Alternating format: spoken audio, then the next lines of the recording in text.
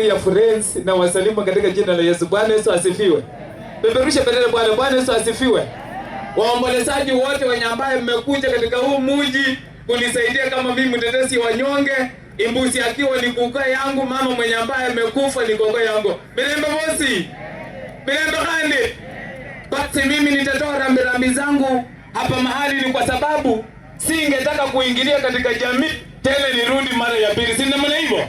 Basi Mwenyezi Mungu akamlase shosho yangu mahali pema peponi. Basi ninarudi katika nje ambaye mimi nimezaliwa na nimeishi. Si namna hivyo?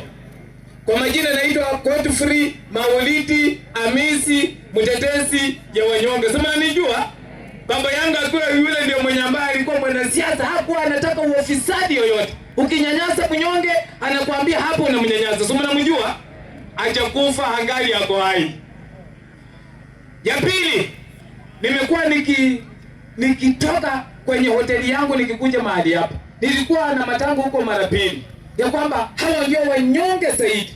Lakini nimewacha kule ni kwa sababu nimetumwa eneo hii na nikajua ya kwamba sisi ndio wenye huko. Si namna hivyo? Hata nikitoka hapa nitakimbia huko kwenda kuambia tu poleni sana, ni kwa sababu nilikuwa nakimbilia kwa watu wa huko. Mama Elisi ya maajabu. Mama Elisi amenipigia simu akiniambia kwa imbuzi anajua watu wako pale. Ni kwa sababu wewe ni mtetezi wa wanyonge, utakubali nikutume? Nikamwambia kunituma siwezi kataa. Beleza bakane kweli.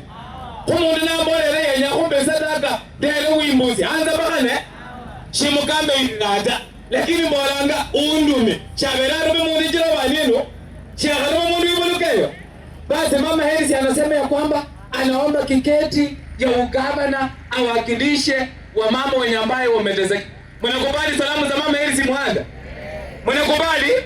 Mama Elisi Muhanda amenitumia kwa shilingi 3000 kali na boda yo.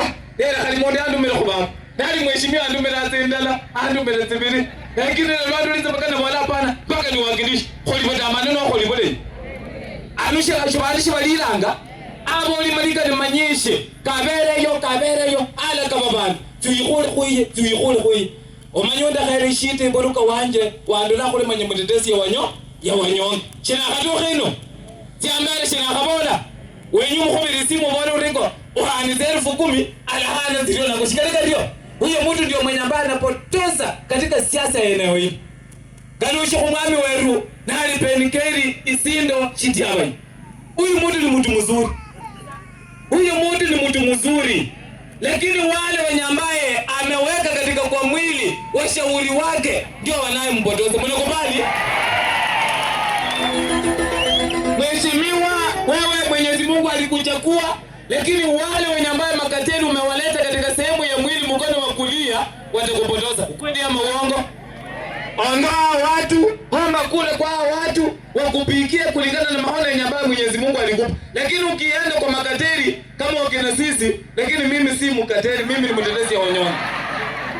Hakikisha watu waondoe, leta watu wa maono, wakuleta mabadiliko katika eneo ya Irau. Si kama hivyo? Tunachukua MCA, tunachukua mjumbe, tunachukua governor, tunachukua mama women rep. Hao watu sindakana wakuwa katika njia moja. Lakini wakiwa tofauti, wakina nani wataumia? Kumbe mnajua. MCA leta uhusiano na hawa watu wote, akiwa mjumbe, akiwa gavana, akiwa Mama Elisi Muhando, ili ndio tupate huko matunda. Si namna hivyo? Lakini tukiwa tofauti, matunda wananyola. Penengeri wananyala matunda kwa banda bonyana no kumbana kwa banda bono wale ndio kwa tuka na kwa bachirishana. Si namna hivyo?